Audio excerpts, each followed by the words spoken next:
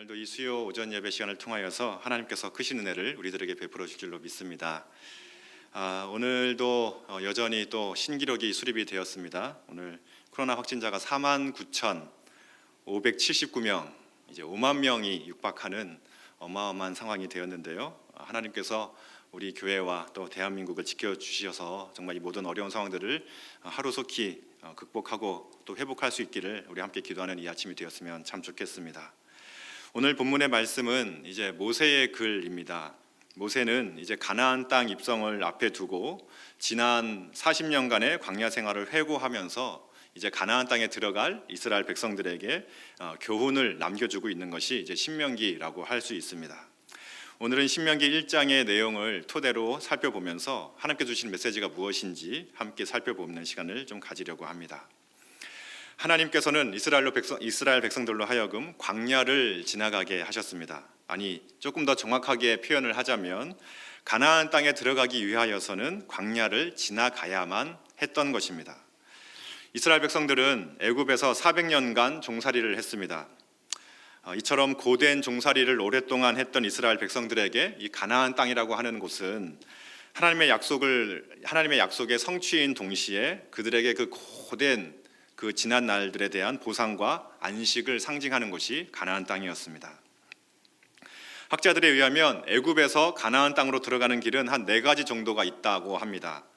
그런데 중요한 것은 그 4가지 길 모두 애굽에서 가나안 땅에 들어가기 위하여서는 모두 광야를 통과해야만 가나안 땅에 들어갈 수 있었습니다. 무슨 말이냐면 가나안 땅에 들어가기 위하여서는 반드시 통과해야 하는 곳이 있었는데 바로 그곳이 광야였다 하는 것이죠. 달리 이야기하면 광야 없는 가나안은 없다라는 이야기입니다. 모세의 기억 속에 그 광야 생활은 어떤 것으로 추억이 되고 기억이 되고 있을까요? 우리가 읽었던 본문 신명기 1장에 보면 모세가 광야를 이렇게 지칭하는데요. 읽었던 본문 앞구절인 신명기 1장 19절 말씀을 함께 같이 한번 보도록 하겠습니다. 함께 읽겠습니다. 우리 하나님 여호와께서 우리에게 명령하신 대로 우리가 호렙산을 떠나 너희가 보았던 그 크고 두려운 광야를 지나 아모리 족속의 산지길로 가데스 바네아에 이른 때에. 아멘. 모세는 지난 광야의 길을 추억을 하면서 그 광야를 지칭할 때에 무엇이라고 표현하고 있습니까?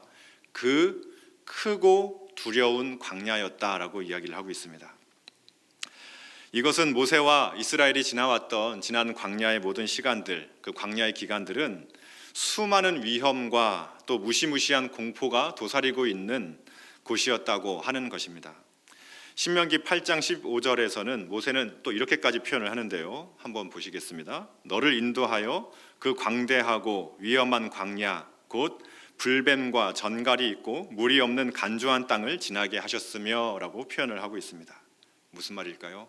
광야는 광대하다는 것이죠. 너무나 넓고 큰 그 자체만으로도 우리에게 압도감을 주는 곳이라는 것입니다. 광야는 불뱀과 전갈이라고 하는 위험이 도사리고 있는 곳이고 또 광야는 물이 없고 척박한 땅이라는 것이죠. 또 여기는 표현이 되지 않았지만 낮에는 뜨겁고 밤에는 너무나 추운 혹독한 일교차가 있는 곳이 바로 광야였습니다.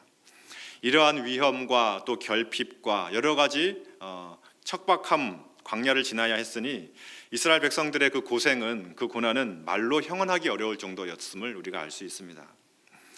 그 내용이 출애굽기에 보면 계속해서 기록이 되는데요. 출애굽기 15장에 보게 되면 마실 물이 없어서 모세에게 원망하는 백성을 보게 되고요. 또 출애굽기 16장을 보게 되면 먹을 것이 없어서 원망하고 아우성을 하는 백성들의 모습이 그려집니다. 출애굽기 17장에 보게 되면 또다시 마실 물이 없어서 원망하는 애들도 물을 달라고 울고 가축들도 기진하여서 픽픽 쓰러지는 그런 장면을 한번 상상해 보십시오.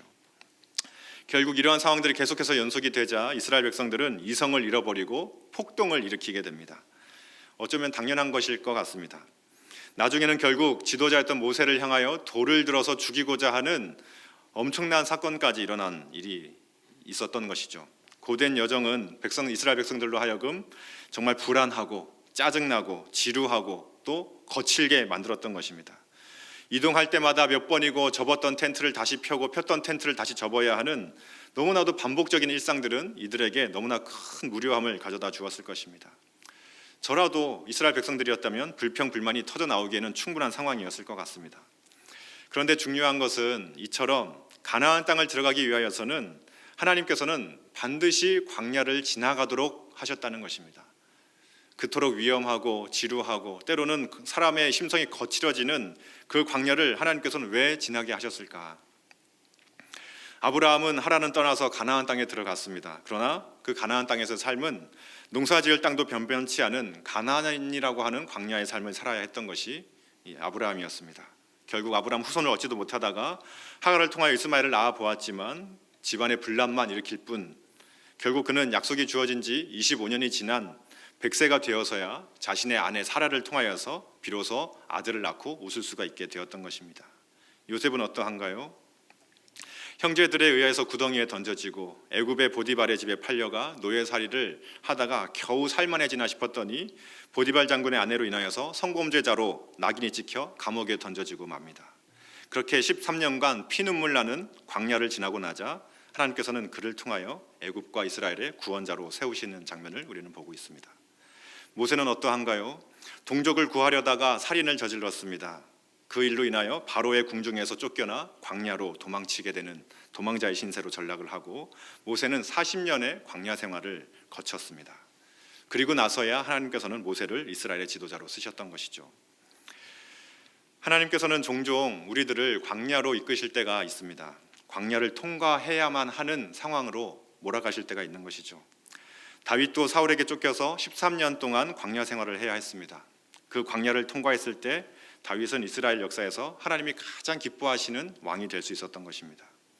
사도 바울은 회심하고 아라비아 사막에서 3년을 보낸 후에 예루살렘 교회를 찾아가 교제를 하기 원했지만 사도들과 교인들은 사도 바울을 믿지 못하여 주어서 결국 그는 다시 고향 다소로 돌아가 10년의 무명의 시간을 보내야 했던 사도 바울의 시기가 있었습니다. 그 10년의 시간 이후 사도 바울은 놀라운 이방인의 사도가 되어서 이제 바울 서신이라고 하는 로마서와 갈라디아서를 비롯한 너무나 주옥 같은 서신들을 쓰게 되었고 이방인의 사도로 땅끝까지 이르러 하나님의 복음을 전하는 놀라운 사명의 사람으로 쓰임 받았습니다. 많은 사람들이 추정하기로는 이 10년의 시기 동안 바울은 신학을 정리했을 것으로, 그리고 그 결과 로마서와 갈라디아서 같은 놀라운 교리가 담긴 서신을 기록할 수 있는 기초를 마련했었던 시간이 바로 그 10년의 시간이었을 것으로 추정을 하고 있습니다. 아마 여기 앉아 계신 우리 귀한 권사님 또 귀한 집사님들의 이야기를 한 사람 한 사람의 얘기를 다 들어본다면 아마 다 각자의 사도 바울과 같은, 다윗과 같은, 요셉과 같은, 아브라함과 같은 광야의 시간들을 다 보내오셨을 것이라고 생각을 합니다. 그 이야기를 듣자면 아마 며칠 밤을 새워도 아마 부족할 것이라고 생각을 하는데요. 분명한 것은 누구에게나 다 제각기 다른 모양과 다른 시기 가운데 주어져 있지만 광야의 시간이 주어진다 하는 것이죠. 그리고 또 한 가지 분명한 것은 그 광야의 시간은 때로는 우리들에게 너무나 큰 고생길 같아 보이고 너무나도 큰 고통 같아 보이지만 분명히 우리들을 위한 것이며 우리들에게 큰 유익을 가져다 준다는 사실입니다. 제가 설교 초반에 애굽에서 가나안 땅까지 가는 길이 약 4가지 정도가 있다고 말씀을 드렸습니다. 이스라엘 백성들이 가나안 땅까지 가장 빠른 길로 갔다면 40일이 채 걸리지 않아서 충분히 가나안 땅으로 갈 수 있었습니다. 하지만 하나님께서는 그 이스라엘 백성들로 하여금 광야길을 걷게 하시는 것이죠. 그 광야길을 통하여서 하나님께서는 이스라엘 백성을 준비시키시고 계셨던 것입니다. 하나님께서는 그렇다면 그 광야길을 통하여서 도대체 무엇을 준비시키시기를 원하셨던 것일까요? 신명기 8장 3절에 보게 되면 이렇게 기록이 되어 있는데 자막은 없습니다. 신명기 8장 3절에 보게 되면 이렇게 기록이 되어져 있는데요. 너를 낮추시며 너를 줄이게 하시며 또 너도 알지 못하며 내 조상들도 알지 못하던 만나를 내게 먹이신 것은 사람이 떡으로만 사는 것이 아니요 여호와의 입에서 나오는 모든 말씀으로 사는 줄을 내가 알게 하려 하심이라. 아멘. 하나님께서 그 광야의 생활을 통하여서 만나를 통하여 또 반석에서 터져나오는 물을 통하여 그 백성들을 먹이시고 입히셨던 것은 바로 그 광야 생활을 통하여 이스라엘 백성들이 깨닫기를 원했던 것이죠. 무엇입니까? 여호와의 입에서 나오는 모든 말씀을 통하여 살아간다는 사실을 깨닫기를 원하셨던 것입니다. 그들은 떡이 있어야 되는 줄 알고 물이 있어야 되는 줄 알지만 정말 하나님의 백성이 살아가는 유일한 원천은 바로 하나님의 말씀이라고 하는 것이죠. 하나님께서는 그것을 깨닫게 해주시기 위하여 이스라엘 백성들을 광야로 이끌어 가셨다라고 분명하게 말씀을 하고 있는 것입니다. 우리들에게도 광야의 시간이 찾아옵니다. 인생의 광야를 만날 때에 우리가 한 가지 기억해야 할 것이 있는데요, 그것은 그 시간을 빨리빨리 벗어나는 것보다 더 중요한 것이 있다는 것입니다. 광야의 시간을 통하여서 우리는 하나님의 뜻에 맞는 사람으로 준비되어져 가는 것이 훨씬 더 중요한 것이다 하는 것이죠. 이스라엘 백성들은 2년 가까운 광야 생활을 겪어내는 동안에 하나님의 뜻에 맞는 사람으로 준비되었어야 했습니다. 그러나 그 2년 가까운 시간의 그 시간 동안 이스라엘 백성들은 전혀 준비가 되지 못하였던 것이죠. 그래서 하나님은 다시금 이스라엘 백성들을 광야로 들여보내십니다. 그리고 40년간의 광야 생활을 해야만 하는 처지에 놓이게 되었던 것이죠. 하나님께서는 그 광야의 시간을 통하여서 우리를 만들어 가시는 것입니다. 오늘 본문 31절에는 광야 생활에 대한 모세의 평가가 기록이 되어져 있습니다. 그 구절을 보시게 되면 하나님께서 원하시는 이스라엘의 모습이 잘 기록이 되어져 있는데요, 모세는 이 광야 생활을 어떻게 평가하고 있는지 한번 읽어보도록 하겠습니다. 31절 말씀을 함께 같이 한번 읽어보겠습니다. 시작. 광야에서도 너희가 당하였거니와 사람이 자기의 아들을 안는 것 같이 너희의 하나님 여호와께서 너희가 걸어온 길에서 너희를 안으사 이곳까지 이르게 하셨느니라 하나. 아멘.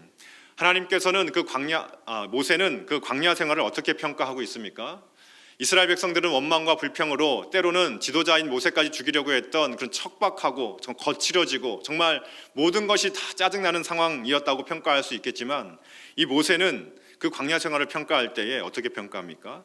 하나님께서 안아주셨다라고 평가를 하고 있는 것입니다. 31절에 보게 되면 하나님 여호와께서 너희가 걸어온 길에서 너희를 안으사 이곳까지 이르게 하셨다라고 기록을 하고 있는 것이죠. 이스라엘 백성들의 눈에는 광야 생활이 하나님의 품에 안겨서 걸어가는 삶이 아니었습니다. 죽지 못해 끌려가는 척박한 삶이었던 것이죠. 그러나 모세만큼은 그 광야 생활을 회고할 때에 너희는 지난 1년 동안 이 광야에서 하나님의 품에 안겨서 이 광야를 지나왔다라고 이야기하고 있는 것입니다. 모세는 어떻게 이런 고백을 할 수 있을까요? 어쩌면 모세는 백성들보다 훨씬 더 무거운 짐을 지고 그 광야를 걸어갔다고 할 수 있습니다. 백성들의 지도자로서 그들의 먹을 양식과 그들의 안전을 책임져야 되는 지도자로서, 또 80세가 넘은 고령의 할아버지로서 그 모든 일정을 감당한다는 것은 쉬운 일은 아니었을 것입니다. 그런데 모세는 그 광야의 모든 여정들을 고난의 여정, 고통의 여정으로 보지 아니하고 하나님의 품에 안겨서 걸어갔던 은혜의 여정, 은혜의 통로였다라고 고백하고 있는 것이죠. 하나님의 안아주심의 시간들이었다라고 고백을 하고 있는 것입니다. 백성들에게는 광야는 하나님의 형벌이었고 저주였다라고 받아들였지만, 모세는 광야에는 하나님의 안아주심이었고 약속을 향한 과정이었다라고 해석을 하고 있는 것입니다. 너희를 안으사 이곳까지 이르게 하셨느니라 라는 말씀을 중심으로 앞뒤를 보게 되면 모세는 그 하나님의 보호하심과 인도하심을 잘 서술하고 있습니다. 먼저 30절 말씀 함께 같이 한번 읽어보도록 하겠습니다. 함께 읽겠습니다. 너희보다 먼저 가시는 30절입니다. 너희보다 먼저 가시는 너희 하나님 여호와께서 너희를 위하여 너희 목전에서 모든 일을 행하신 것 같이 이제 너희를 위하여 싸우실 것이며. 아멘. 첫째로 모세가 고백하고 있는 것이 무엇입니까? 이제도 너희를 위하여 싸우실 것이다 라고 하는 고백인 것입니다. 모세가 광야 생활을 회고할 때에 지난 40년의 광야 생활을 돌아보면 이스라엘 백성들을 품에 안고 그 지금까지 광야를 걸어오셨던 그 하나님은 이스라엘을 대신하여서 적군과 싸우셨던 하나님이시라는 것이죠. 하나님께서는 광야의 모든 위협으로부터, 모든 적군으로부터 보호해 주셨다는 말입니다. 아말렉 적군이 공격해 올 때에 그 전투에서 그들의 생명을 지켜주셨고, 광야에서 마주치는 사나운 짐승들까지도 하나님께서 보호해 주셨다라고 이야기하고 있는 것입니다. 두 번째 31절 말씀도 같이 한번 읽어보도록 하겠습니다. 함께 읽겠습니다. 광야에서도 너희가 당하였거니와 사람이 자기의 아들을 안는 것 같이 너희 하나님 여호와께서 너희가 걸어온 길에서 너희를 안으사 이곳까지 이르게 하셨느니라 하나. 두 번째로 모세가 고백하는 것이 무엇입니까? 이곳까지 이르게 하신 하나님이 하나님이시다라는 것이죠.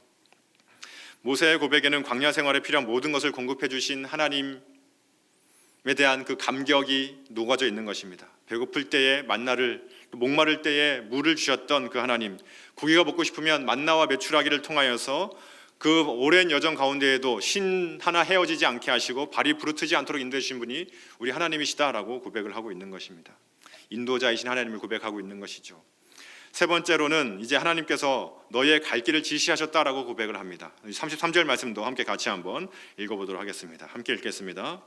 그는 너희보다 먼저 그 길을 가시며 장막 칠 곳을 찾으시고 밤에는 불로 낮에는 구름으로 너희가 갈 길을 지시한 자이시니라. 광야에는 길이 없지요. 광야에는 길이 없습니다. 하나님께서는 그 광야길을 인도하실 때에 구름 기둥과 불 기둥으로 그들의 앞서 가시며 그 길을 인도해 주신 것입니다. 이러한 사실들을 묵상할 때에 모세는 하나님께서는 광야길 가운데 자기 백성을 품에 안으시고 자상한 아버지로서 백성들을 보호해 주셨던, 그리고 공급해 주셨던, 인도해 주셨던 그 하나님에 대한 추억이 녹아져 있는 것입니다. 무슨 말일까요? 백성들과 모세는 보는 눈이 달랐다는 것입니다. 백성들이 보는 것은 무엇이었습니까? 물이 없는 상황을 바라보았다는 것이죠. 강력한 아말렉 적군을 보았다는 것입니다. 먹을 양식이 없는 상황을 바라보았다는 것입니다. 그러나 모세는 모든 적군을 싸워 이기시는 하나님을 보고 있었던 것입니다. 또 길이 없는 상황을 본 것이 아니라 그 길 없는 상황 가운데서도 불기둥과 구름기둥으로 여전히 우리의 삶을 인도해 주시는 하나님의 강력한 임재를 보고 있었던 것이죠. 모세가 백성들이 득달같이 달려드는 상황 속에서도 흔들리지 않고 하나님을 신뢰할 수 있었던 이유는 바로 모든 상황을 뛰어넘는 하나님을 바라보는 믿음의 눈이 있었기 때문인 것입니다.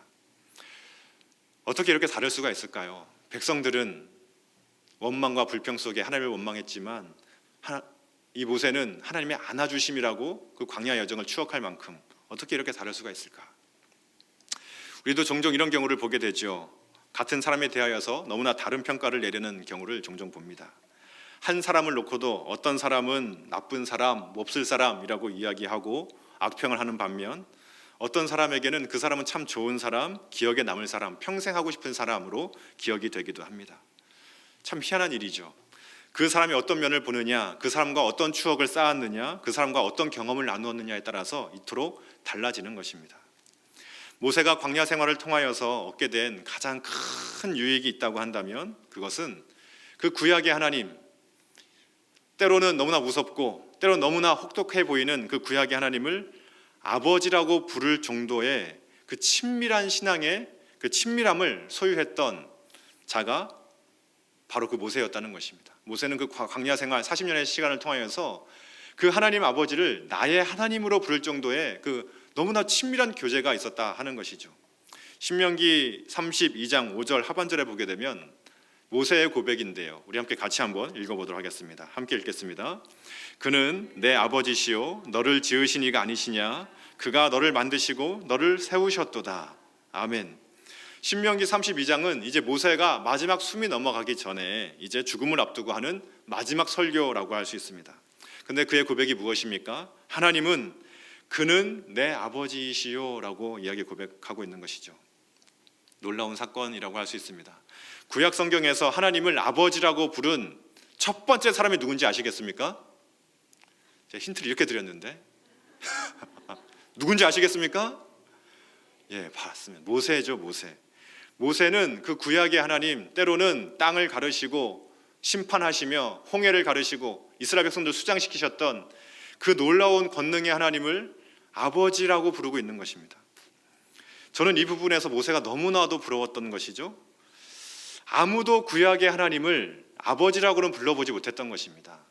심지어는 아브라함도, 첫 부르심을 받았던 그 아브라함도 아버지 하나님이라고는 불러보지 못했던, 그런데 모세만큼은 그 때로는 너무나 무서울 수 있죠. 너무나 엄격할 수 있습니다. 때로는 너무나 혹독할 수 있습니다.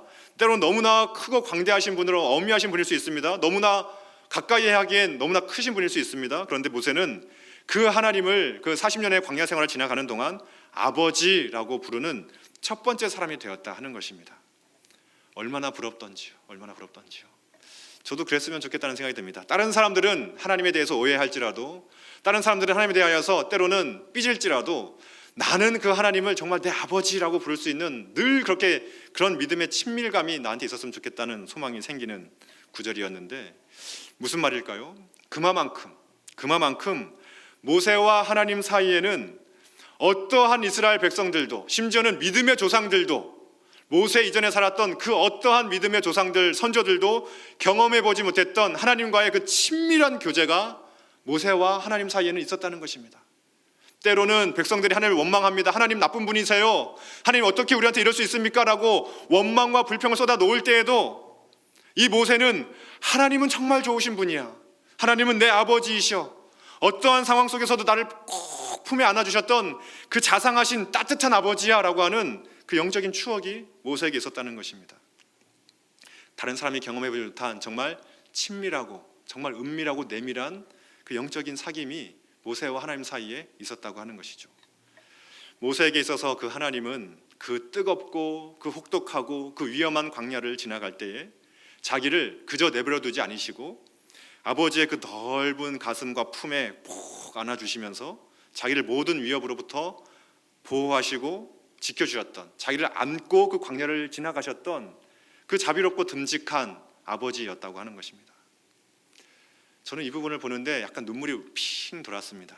왜냐하면 모세의 인생에는 아버지가 없었기 때문이죠.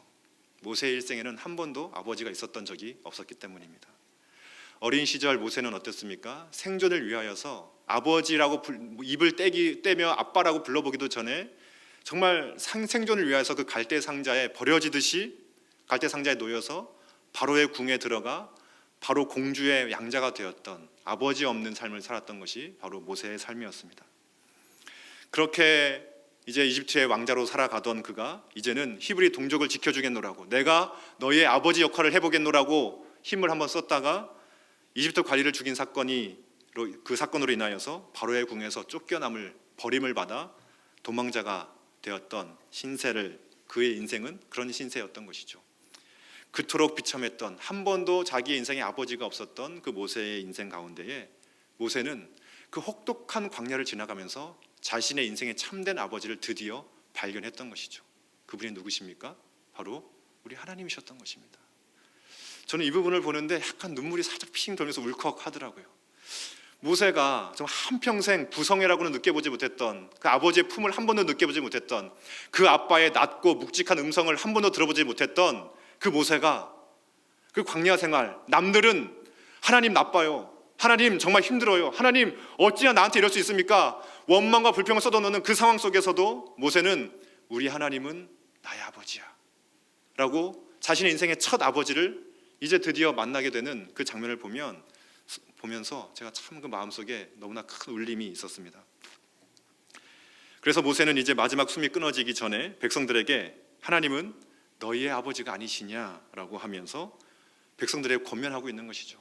너희도 그 하나님을 아버지로서 사귀고 그 아버지로서 소통하고 그 아버지로서 모실 수 있도록 해보아라 라고 이야기하고 있는 것입니다. 그는 임종을 앞두고 마지막 설교를 하면서 이제 다시 한번 하나님 아버지의 안아주심을 말하고 있는데요. 신명기 33장 27절 말씀을 같이 한번 읽어보도록 하겠습니다. 함께 읽겠습니다. 영원하신 하나님이 내 처소가 되시니 그의 영원하신 팔이 내 아래에 있도다. 아멘.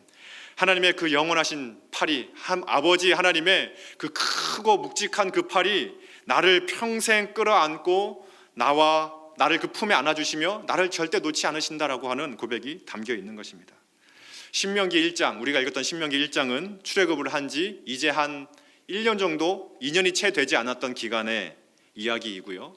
오늘 방금 읽었던 신명기 33장은 이제 신명기 광야 생활 한 40년을 다 맞춰가는 이제 마지막의 고백이 바로 신명기 33장의 내용입니다. 어떠신 것 같습니까? 모세는 어떤 것 같아요? 한결같지 않으십니까? 신명기 1장에서도 아버지 그 품, 우리를 안아주시는 아버지이시다라고 고백했던 그 모세는 이제 40년의 광야 생활 다 끝나갈 때 그때를 회고하면서 했던 설교도 여전히 우리 하나님은 우리의 아버지이시다라고 고백을 하고 있는 것입니다. 모세에게 하나님은 나의 자비로우신 아버지, 내가 기대고 안길 수 있는 그 따뜻한 품을 언제든지 내어주시는 그 인자하신 아버지라는 생각과 믿음이 그 안에 굳게 자리 잡고 있었던 것이죠.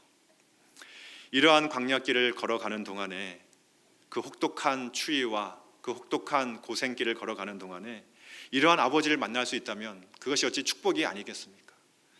모세가 그 광야길을 그저 원망의 길, 고통의 길, 불평의 길로 고백하지 아니하고 안아주심의 길이라고 고백할 수 있었던 이유는 모세는 그 광야를 통하여서 아버지 하나님을 만났기 때문인 것입니다.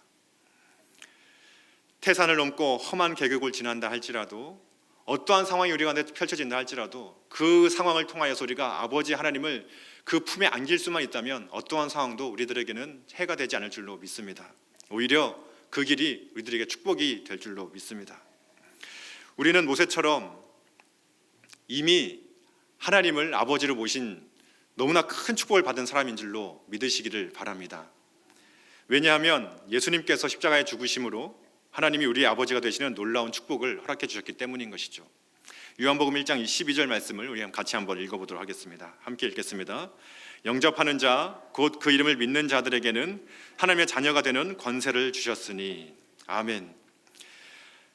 하나님께서 우리 아버지가 되시는 권세를 주셨다는 것입니다. 예수님을 통하여서요. 예수님을 믿는 자들에게는 모세가 누렸던 그 어떠한 상황 속에서도 흔들리지 않는 그 아버지 되신 하나님을 만났던 그 경험이 그 고난길을 헤치고 나갈 수 있었던 힘을 주었던 것처럼 우리들 앞에 펼쳐지는 어떠한 고난길이 펼쳐질지라도, 우리들 앞에 어떠한 광야길이 펼쳐질지라도 이미 우리는 예수님을 인하여 아버지가 우리의 하나님이 되셨다는 것입니다. 이제 우리가 해야 할 일은 그 하나님 되신 아버지를 굳게 믿고 우리의 광야길을 넉넉하게 이겨 나아가는 것이죠. 우리는 예수님을 통하여서 예수를 믿는 순간 이미 하나님을 아버지로 볼 수 있는 존재가 되었다 하는 것이죠. 갈라디아서 4장 6절에서는 이렇게 고백을 하고 있는데요. 함께 같이 한번 읽어보도록 하겠습니다. 함께 읽겠습니다. 너희가 아들임으로 하나님이 그 아들의 영을 우리 마음 가운데에 보내사 아빠 아버지라 부르게 하셨느니라. 아멘. 이제 성령님께서 우리 마음속에 찾아오셔서 그 하나님을 우리의 아버지라고 부를 수 있도록 해주신다라고 표현합니다. 이 아버지로 부를 수 있도록 해주신다라고 하는 이 표현은 가벼운 표현, 쉬운 표현이 아닙니다. 모세가 무서운 광야를 지나면서도 아버지 품에 안겨 있는 것과 같다라고 고백했던 것처럼 우리가 아버지를, 하나님을 아버지라고 부를 수 있게 해주신다는 그 말씀의 표현은 우리들도 이제 어떠한 두려운 광야가 우리 앞에 펼쳐진다 할지라도 우리 하나님께서, 우리 아버지 되시는 그 하나님께서 우리를 그 품에 안으시며 보호하시며 인도하실 것이다 라고 하는 놀라운 약속의 말씀인 것이죠. 그래서 로마서 8장 15절에서는 이렇게 고백을 하는데요. 제가 읽어드리겠습니다. 너희는 다시 두려워하는 종의 영을 받지 아니하고 양자의 영을 받았으므로 우리가 아빠 아버지라고 부르짖느니라. 아멘. 우리는 다시 두려워하지 않는다는 것입니다. 어떠한 사람도, 어떠한 환경도, 어떠한 여건도 우리들을 두려워하게 할 수 없다라는 것이죠. 왜요? 하나님이 우리의 아버지이시기 때문입니다. 하나님이 우리의 인자하신, 보호하시는 인도자 되신 하나님이시기 때문이다 라고 고백을 하고 있는 것이죠. 우리가 하나님을 아빠라고 부를 때에 우리의 모든 두려움은 떠나갈 줄로 믿습니다. 우리가 하나님을 아빠라고 부를 때에 모세가 고백했던 것처럼 크고 무서운 광야라 할지라도 아버지의 품 안에서 안겨서 지나갔다라고 고백할 수 있는 고백이 우리의 고백이 될 줄로 믿습니다. 우리의 아버지이신 하나님께서 우리를 안아주신다는 것은 단순한 이론이나 혹은 단순한 실제, 단순한 사실 진술이 아니라는 것을 우리가 꼭 기억하셨으면 좋겠습니다. 전 인격적인 감격과 기쁨과 또 경험이라는 것이죠. 실제라는 것입니다. 달리 이야기하면 우리는 늘 이 감격 속에 살아가야 한다는 것이죠. 이 감격을 누려야 한다는 것입니다. 찬송가 405장 주의 친절한 팔에 안기세라는 찬양, 너무나 잘 아시는 찬양인데요. 가사를 한번 보십시오. 1절입니다. 주의 친절한 팔에 안기세 우리 마음이 평안하리니 항상 기쁘고 복이 되겠네 영원하신 팔에 안기세. 이 시인의 고백이 무엇입니까?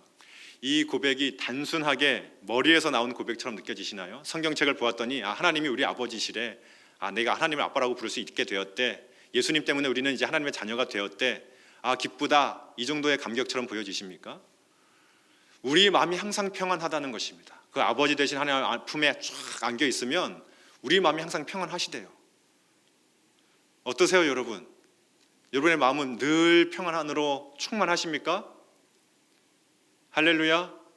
네. 웃으시는 분들은 그러신 거죠? 네.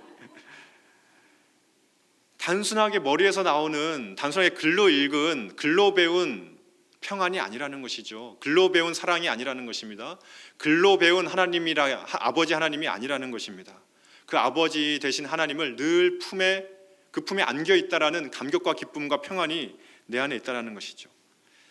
주의 친절한 그 팔에 안겨 있는 사람은 어떠한 상황 속에서도, 비록 코로나 확진자가 5만 명이 넘어가는 상황 속에서도 우리는 평안할 수 있다라는 것입니다. 할렐루야. 항상 기쁘다는 것이죠. 또 모든 상황이 복이 된다라고 믿는다는 것입니다. 3절도 한번 보십시오. 다시 한번 보여주시죠. 3절입니다. 주의 보좌로 나아갈 때에 기뻐 찬미 소리 외치고 겁과 두려움이 없어지리니 영원하신 팔에 안기세. 주님께 안기려 나아가는 그 순간은 기뻐 찬성이 터져 나온다는 것이죠. 비록 나에게 돈이 좀 모자라고, 비록 나에게 건강이 좀 부족하고, 비록 나에게 좀 상황이 좋지 않다 할지라도 하나님 품 안에 달려 나아가는 그 순간만큼은 그 어떠한 어려움도, 그 어떠한 고난도, 그 어떠한 절망적인 상황도 내 기쁨을 막아설 수 없다라는 것입니다. 주의 보좌로 나아갈 때에 기뻐 찬미 소리 외치게 된다는 것이죠. 우리의 마음속에 그런 기쁨의 찬미 소리가 넘쳐나고 계십니까? 겁과 두려움, 혹독한 광야가 우리 앞에 펼쳐져 있을 때 밤잠 못 잘 만큼 혹독한 두려움과 겁과 두려움이 내 머릿속을 휘젓고 다닐 때에 그 모든 겁과 두려움이 없어질 수 있는 것은 그 하나님의 품 안에 푹 안겨 있을 때 우리는 그렇게 된다라는 것입니다. 이거는 이론이 아니라는 것이죠. 진짜 경험이라는 것입니다. 실제라고 하는 것입니다. 우리가 그것을 누려야 된다라고 이야기하고 있는 것이죠. 모세는 이 하나님의 놀라운 품을, 아버지의 그 놀라운 보호하심의 품을 실제로 누렸던 사람인 것입니다. 그 혹독한 광야, 우리의 인생이 너무나 힘들다고 하지만 이스라엘 백성의 40년 광야 생활에 비하면 비할 바는 아닐 것입니다. 그런데 그 혹독한 광야의 40년을 지나가면서 모세의 고백은 하나님이 나를 안아주셨어 라고 하는 그 고백을 할 만큼 그의 인생에는 그 하나님의 영원하신 팔에 안겨있는 그 고백이, 그 놀라운 경험이 그에게 있었다 하는 것입니다. 학자들의 연구를 통하여서 이미 밝혀진 내용들은 사랑하는 사람에게 혹은 부모에게 안겨있는 아이나 그 사람들은 굉장히 정서적으로, 굉장히 신체적으로 좋은 반응을 일으킨다라고 이미 너무나 잘 알려져 있습니다. 아마 잘 알고 계실 거라고 생각을 합니다. 안기는 느낌을 자주 맛보는 그 아이는 아주 건강하게 자란다고 하는데요. 피부가 닿고 또 신체가 접촉하는 그 스킨십들, 그 여러 가지 포옹들을 통하여서 여러 가지 스트레스 지수가 낮아지고 참 편안해진다고 이야기를 합니다. 그런데 그 사실을 머리로 아는 것이 무슨 소용이 있겠습니까? 어떤 한 아이가 있습니다. 외로움에 너무나 큰 힘든 고난 가운데 있는 한 아이가 엄마가 안아주면 스트레스가 내려간대, 엄마가 안아주면 참 좋대, 건강해진대 라고 100번 안고 있다고 한들 그게 무슨 소용이 있겠습니까? 그에게 엄마가 가서 안아주는 것, 아빠가 가서 한번 안아주는 것만큼 더 큰 그 사랑을 표현해 줄 수 있는 그것보다 더 큰 행복이 어디에 있겠습니까? 우리도 마찬가지라고 하는 것이죠. 우리의 육신에 해당되는 이야기는 아니라는 것입니다. 우리의 영혼에도 마찬가지라고 하는 것이죠. 우리의 속사람이 건강할 수 있으려면 그 하나님의 품 안에 늘 안겨 있어야 한다는 것입니다. 하나님이 우리를 안아주셨다고 그냥 머리로만 알고 있는 것이 아니라 우리의 인생 매 순간순간이 그 하나님의 품 안에 늘 안겨 있어야 한다라고 하는 것입니다. 하나님께서 함께 하시는 그 기쁨과 감격 내 안에 있어야 된다는 것이죠. 어떠한 상황도 극복해 나갈 수 있는 평안, 어떠한 상황도 내가 이겨나갈 수 있는 기쁨, 어떠한 상황도 내가 너끈 이겨나갈 수 있는 내 안에 잔잔한 은혜들이 내 안에 늘 있어야 된다는 것입니다. 그 사람이 바로 하나님의 품에 안겨있는 사람이라는 것이죠. 하나님이 나의 아버지 되심을 알고 내가 하나님의 자녀가 되는 놀라운 권세를 입은 사람임을 내가 알고 있지만 여전히 내 안에 주체할 수 없는 분노와 여전히 내 안에 주체할 수 없는 원망과 여전히 내 안에 주체할 수 없는 불안과 걱정이 나를 짓누르고 있다면 나는 아직 하나님의 품에 안겨있는 사람은 아니라는 것입니다. 여전히 광야를 지나가고 있지만 그 광야 가운데에서 모세가 만난 하나님을 우리는 아직 만나지 못했다고 하는 것이죠. 오늘 본문의 모세처럼 하나님이 나를 안아주고 계시다, 하나님이 나를 안아주시는 아버지라는 강한 확신을 가지는 사람, 그 사람이 바로 하나님 품에 안겨있는 사람입니다. 모세처럼 어떠한 환경이 우리를 잡아먹을 듯이 덤벼오는 상황 속에서도 하나님이 나를 지켜주실 거야 라고 하는 강한 확신이 들어차 있는 사람, 심지가 견고한 사람, 그 사람이 바로 하나님의 품에 안겨있는 사람인 것이죠. 그 하나님의 품에 안겨있다라고 하는 확신과 그 감격과 그 마음이 내 안에 탁 들어오면요, 그 정말 흔들리지 않는 평안, 정말 그 기쁨, 그 은혜가 내 안에 막 샘솟아 나는 것입니다. 더 이상 세상이 두렵지 않아지는 것이죠. 더 이상 사람이 무섭지 않아지는 것입니다. 더 이상 어떠한 환경도 나를 어찌할 수 없을 것이라는 믿음이 나에게 생겨나는 것입니다. 그렇다면 우리는 어떻게 해야 이처럼 하나님의 품에 안겨있는 사람이 될 수 있을까? 이제 결론인데요. 결론은 결국 말씀을 붙들어야 한다 하는 것입니다. 중요한 것은 말씀을 붙들고 말씀을 묵상해야 한다 하는 것이죠. 광야의 목적이 무엇이었습니까? 광야의 목적은 신명기 8장 3절의 말씀, 아까 읽었던 말씀처럼 여호와의 입에서 나오는 모든 말씀으로 사는 줄을 내가 알게 하려 함이다 라고 기록을 하고 있습니다. 때로는 우리 가운데에 환경이 열리지 않고, 때로는 여러 물질적인 여러 가지 건강에 여러 가지 상황적인 어려움들이 찾아온다 할지라도 그 하나님께서 나를 지켜주신다는 그 말씀이 정말 나를 보호하신다는 것을 체험하게 되는 순간, 하나님이 나의 아버지라는 말씀이 나에게 직접 와닿게 되는 순간, 그것이 정말 그 광야 생활의 유일한 목적을 달성하는 길이라고 하는 것이죠. 모세는 광야에서 하나님의 안아주심을 체험했던 사람입니다. 어떻게 체험했을까요?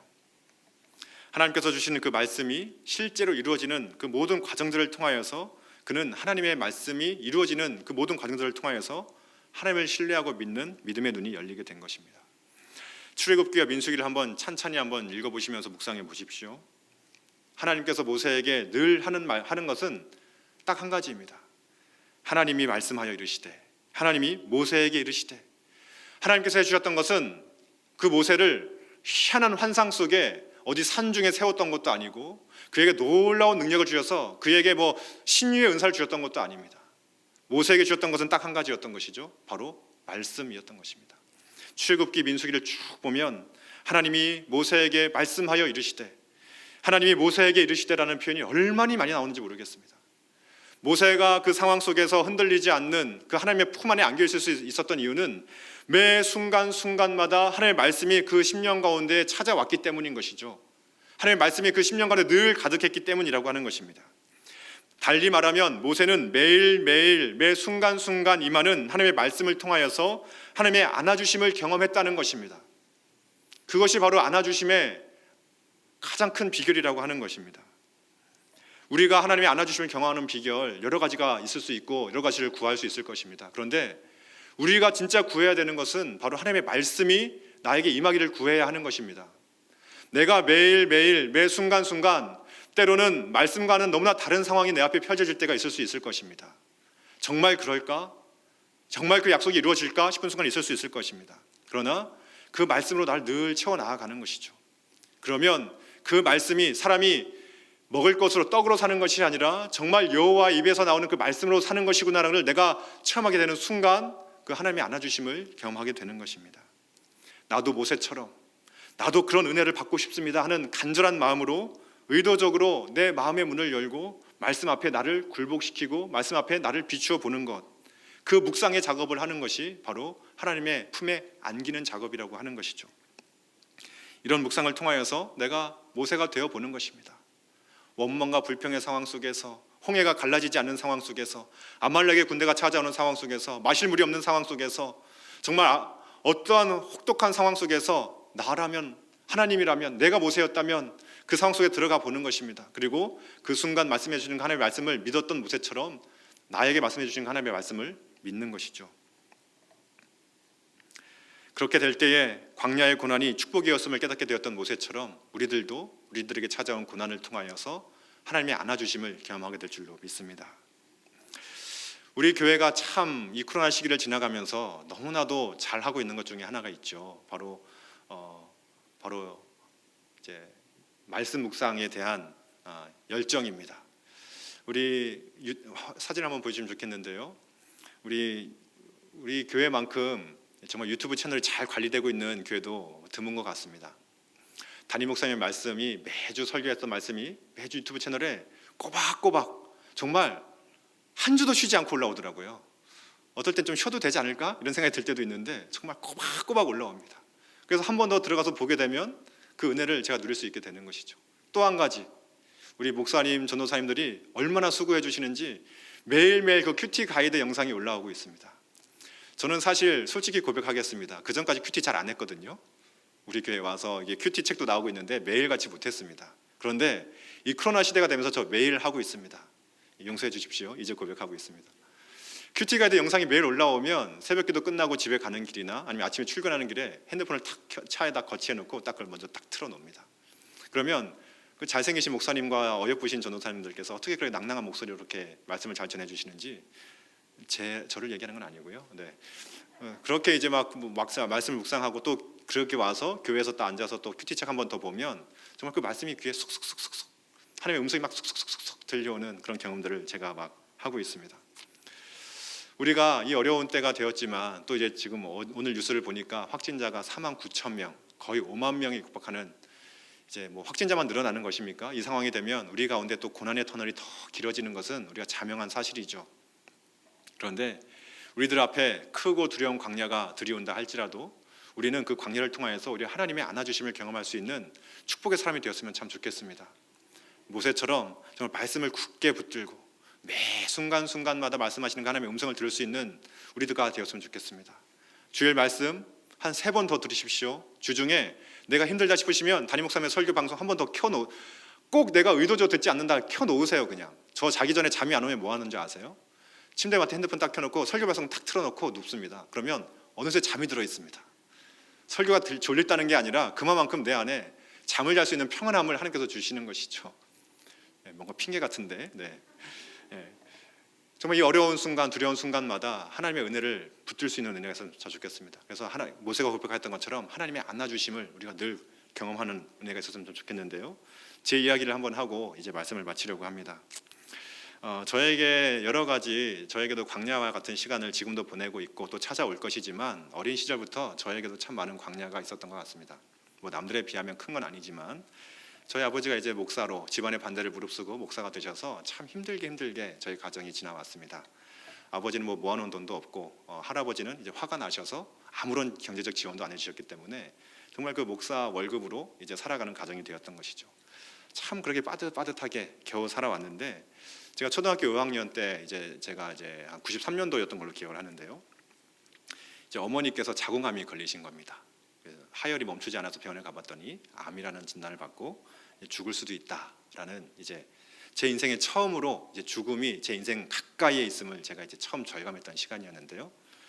뭐 수술비도 없고 아무것도 없는 상황 가운데에서 이제 어찌 수술을 하게 되었습니다. 아버지의 그 고통은 제가 보기에는 말로 다 할 수 없었던 것 같습니다. 그래서 아버지가 이제 저와 제 남동생이 하나 있는데 이제 참 어린 이제 아이들이잖아요. 그때 이제 우리 가운데 참 이제 비상사태를 선포하시더라고요. 그러면서 이제 우리 가운데 참 어려운 일이 닥쳐왔는데 이제 엄마가 죽을 수도 있는데 또 수술이 잘 되면 또 이제 살아날 거야. 그러니까 이제 너희들이 이 어려운 시기 가운데 하나님을 기쁘시게 하고 하나님을 좀 붙들었으면 좋겠다라고. 저는 이렇게 부드럽게 말을 하지만 우리 아버지는 결코 그런 분이 아니셨습니다. 굉장히 엄격하신 분이셨고 그래서 성경을 읽어라라고 말씀하시더라고요.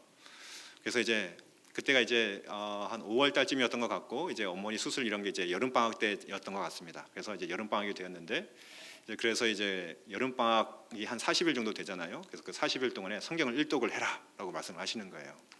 그래서 캘린더를 이제 북 찢으시더니 뒷면에다가 이제 칸을 이렇게 탁탁탁 그으시더니 이제 날짜를 다 쓰셨어요. 그리고는 거기에다가 첫째 날 창세기, 둘째 날 출애굽기, 셋째 날 레위기 해가지고 분량이 적은 것들은 이제 한 5권씩 묶어가지고 하루에 막 몇십 장씩 막 읽히셨던 것입니다. 그래서 저는 이제 그때 처음으로 이제 말씀을 이제 막 비타민 C를 이제 메가도즈 용법 쓴다고 하잖아요. 막 이제 뭐 면역을 높이기 위해서 1000ml, 2000ml 막 메가도즈 하듯이 처음으로 그 말씀을 막 앉은 자리에서 막 몇 시간씩 읽어봤던 경험이 그때 처음 있었습니다. 제가 참 그때 어린 나이였지만 좀 많이 좀 마음이 무거웠던 것 같아요. 초등학교 5학년이니까 차라리 아무것도 모를 나이면 힘들지도 않을 텐데 초등학교 5학년이면 알 거는 알고 또 할 수 있는 건 아무것도 없는 참 애매한 나이였던 것 같거든요. 그래서 이제 그 시간을 이제 엄마가 실제로 죽을 수도 있다는 사실 앞에서 그리고 또 해필이면 이제 그때 이제 사생대회가 있었는데 할머니가 올라오셔서 잠깐 집안 살림을 해주셨거든요. 사생대회를 가는데 도시락을 싸갖고 가는데 애들은 다 맛있는 반찬을 싸는데 제 반찬은 파김치였어요. 그게 그렇게 막 눈물이 나더라고요. 저는 엄마가 없으니까 사생대회 반찬이 파김치가 되는구나. 막 이게 막 엄마 죽지 마, 막 이러면서 막 눈물에 파김치를 먹었던 기억이 제가 있는데. 그러면서 이제 엄마의 죽음을 막 실감했던 그런 시간들이 좀 있었는데요. 그래서 이제 엄마가 이제 암 수술을 무사히 잘 끝내시고 중환자실에서 또 일반 병실로 넘어오는 과정 가운데 저는 이제 말씀을 계속 읽었습니다. 근데 그 전에는 성경을 제가 드립다 읽어본 적은 없었기 때문에 참 신기했습니다.